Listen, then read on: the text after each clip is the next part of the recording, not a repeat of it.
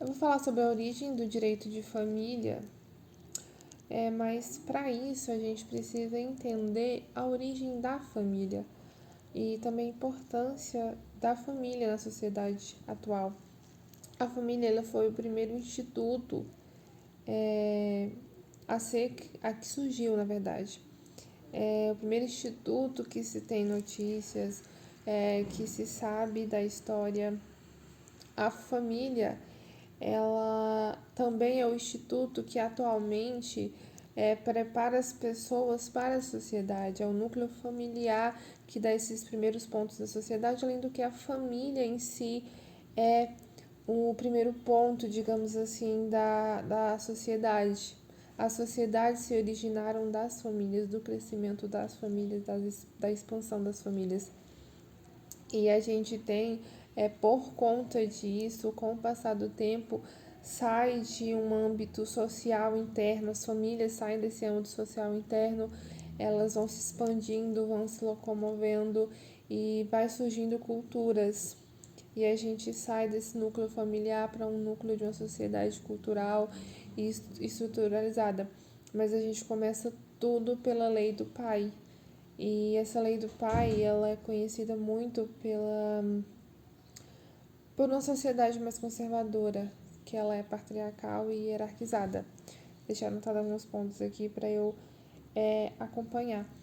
A, a lei do pai, ela já surgiu com essa, mesmo não sendo algo tão estrutural como direito, mas ela já surgiu a fim de impor limites no âmbito familiar, porque a gente sabe que é, essa necessidade de ter um regimento, de ter um regramento, de existir uma limites é necessário para que o gozo e as vontades das pessoas não façam com que elas lidem com outras como se fosse um objeto, né? A gente tem a Maria Helena Diniz e a Berenice Dias que falam muito também sobre essa questão.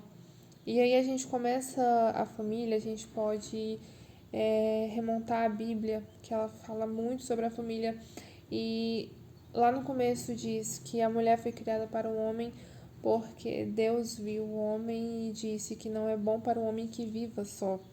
E essa situação, ela é montada nos dias também atuais, quando surge o acasalamento, que é algo natural dos animais, mas do ser humano também, só que o ser humano tem mais especificações sobre o acasalamento, porque é, o ser humano em si, como se vê em tempos atrás, existe uma necessidade de perpetuação da espécie, é, onde vemos a monarquia em que os reis tinham essa necessidade de ter filhos, a burguesia, a família real, em que tem essa necessidade de ter filhos para que os filhos subam no trono ou continuem com a posição que ocupam na sociedade, continuem o legado da família, dos pais. Por muito tempo era chamado os filhos de João III, João IV, João V, pegavam o nome do avô, o nome do pai, para que continuasse o legado da família. É, Maria Berenice Dias ela fala que é a perpetuação da espécie, mas mais que a perpetuação da espécie, é a perpetuação do nome da família, dos pais, dos originais da família. E aí a gente tem inserido nisso não só isso, mas também a necessidade de manter vínculos afetivos. Já existia de muito tempo essa necessidade é, das pessoas estarem próximas umas das outras para que tenham um companheiro, filhos e ali dentro desse meio criar essa amizade, criar esses vínculos afetivos, porque também não só depende de coisas materiais, coisas que vão interessar a visão social, mas também esses vínculos afetivos. Além disso, ainda cita um terceiro ponto que gera aí do acasalamento das relações, que é evitar a solidão, não estar sozinho, chegar a certa idade, ter os seus filhos para cuidar, ter uma companheira do seu lado. Então, essa necessidade de evitar a solidão, como eu citei o exemplo da Bíblia, em que Deus disse que criou a mulher para o homem para que o homem não viva só, porque não convém. E existem pesquisas que indicam que certas pessoas não conseguem viver sozinhas e em determinados lugares nenhuma pessoa conseguiria viver sozinha. E a solidão é o resultado hoje da solidão. Então a família evita, de certo modo, essas questões, estar no núcleo familiar que foi a origem da sociedade. Isso é muito importante. Antigamente, hoje as famílias, muita gente, eu não sou parente de tal pessoa, parente de outra pessoa, mas a gente sabe que se originou de dois seres humanos que, ao ter relação junto, tiveram filhos e assim progrediu a sociedade. E que, de certa forma, a gente tem esse vínculo familiar uns com os outros, mas que hoje, pela quantidade de pessoas e pela distância, assim, dessa árvore genealógica de milhares de anos atrás, que nós temos esse vínculo está mais longe, mais fechado. Mas antigamente o que ocorria era o incesto. E a Maria Berenice chama o incesto hoje de que ele é interditado. Ela usa a palavra interdição para definir o incesto. Aqui no Brasil, porque depende de outras culturas, o incesto é algo totalmente normal, que essa relação entre pessoas, parentes próximos. E antes era assim, os irmãos se relacionavam uns com os outros, tomavam os irmãos homens tomavam as mulheres como suas irmãs mulheres como esposas ou primas próximas, pessoas que estavam ali no seu âmbito, pais que tinham relações com as suas filhas também. Naquela época era algo super normal, né, para perpetuar a espécie que continuasse se mantendo e talvez até por não ter opção. E essas famílias elas foram crescendo e através do momento que elas foram crescendo, algumas famílias se mudando e se agrupando e formando ali outras famílias distantes umas das outras. E a partir desse momento, muitas pessoas ali daquele meio começaram a falar, principalmente seus pais para os seus filhos, que viajassem de um lugar para o outro para tomar esposas com seus primos, com seus irmãos, e aquelas pessoas não eram tão...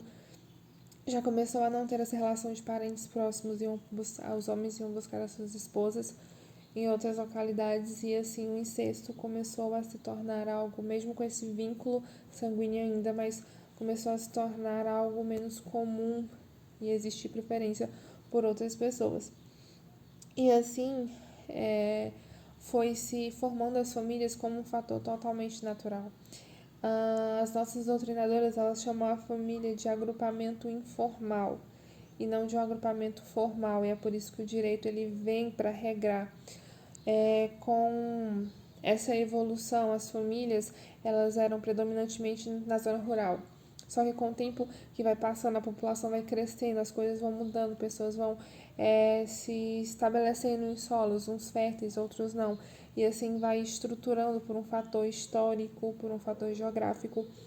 As famílias vão se estruturando e aí vão começar aquela fase do maior para o menor em questão financeira. E aí começa-se o desenvolvimento, começa a criação de cidades, vínculos, e aí chegamos na Revolução Industrial, onde as mulheres começam a sair desse âmbito e começam a ir trabalhar e também contribuir com a renda de casa. Só que no começo as mulheres ainda sofriam porque elas tinham praticamente 2 trabalhos, em casa e no trabalho fora. E aí, quando elas começam a trabalhar, a sociedade vai se locomovendo para as cidades, para o âmbito urbano. E existe aí, nesse momento, a necessidade de um direito para regular essas coisas. Principalmente porque a mulher, além de contribuir, estava em casa. E o pensamento machista de que mesmo mulher indo trabalhar também, o homem não cuida da casa, não cuida dos filhos.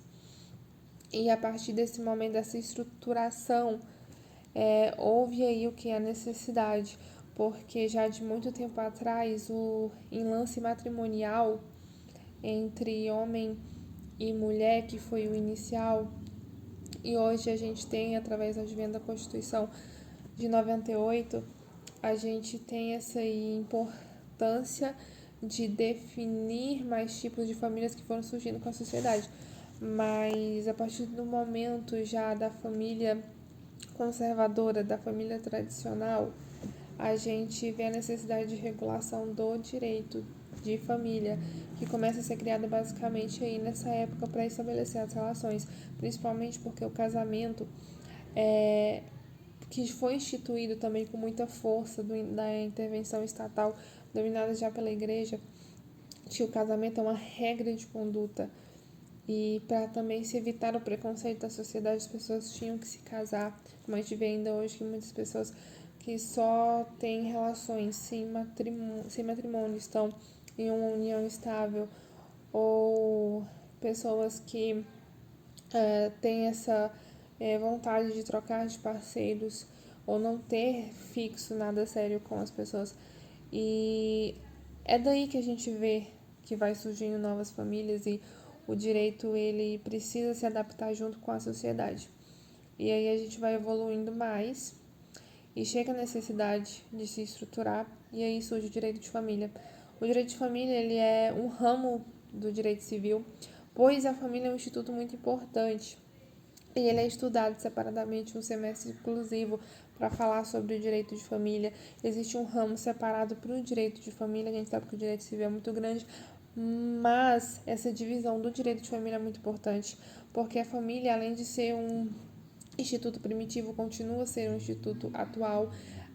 Os modelos de famílias mudam, o núcleo familiar ele vai mudando, assim como a sociedade, e a gente sabe que o direito ele é posterior ao fato, e a família ele existiu, e a necessidade do direito existe porque estamos falando de pessoas, ainda mais no núcleo familiar, próximo, sanguíneo, afetivo. Então, o direito de família surge nesse momento muito importante. E, além disso, além de ter no Código Civil um ramo específico separado, a gente tem as famílias ainda, o direito protegendo as famílias, tanto na Constituição Federal como os estados em si que fazem, né, que o legislativo ele age também nas relações também de cada estado. Além disso, nós temos ainda a Declaração dos Direitos Humanos, que protege também a família, e aí a gente tem o direito de família, muitas das vezes por muito tempo conservador, tradicional, e aí foi se adaptando às sociedades através de famílias homoafetivas, quebrando o preconceito, famílias simultâneas, anaparental, quebrando preconceitos contra doação, na questão da doação, e aí a gente vai tendo aí essa mudança no direito de família para chegar a essa visão atual que nós temos de direito de família. Então é isso. Explanei no pouco tempo que eu tinha sobre essa origem da família, bem resumidinho assim sobre a evolução, para que entendeu o porquê e quando surgiu o direito de família.